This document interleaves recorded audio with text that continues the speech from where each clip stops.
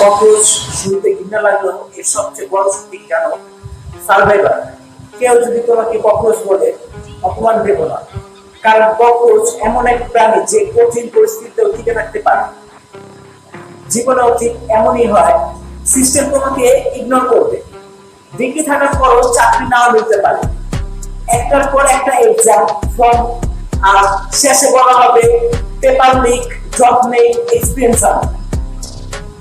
কিন্তু সবচেয়ে বড় স্কিল হলো নিজের চিন্তা করা, তথ্য যাচাই করা, ফেক নিউজ ধরতে শেখা, আর নিজের পক্ষেও প্রশ্ন করতে পারা। কারণ ফ্যান হলে মানুষ তোমাকে ব্যবহার করবে, কিন্তু ক্রিটিক্যাল চিন্তা হলে কেউ সহজে তোমাকে ম্যানিপুলেট করতে পারবে না। তুমি হয়তো আনএমপ্লয়েড হতে পারো, কিন্তু আনলেস না, ইগনোর হতে পারো, কিন্তু ইনফ্লেবল না। সিস্টেমের উপর রাগ একটা অ্যালার্ম, সমাধান না, অ্যালার্ম জাগায়, তারপরে কাজটা তোমাকেই করতে হয়। নিজের স্কিল বিল্ড করো, নিজের ভয়েস বিল্ড করো, কারণ পরিবর্তন শুরু হয় নিজের বদলানো থেকে।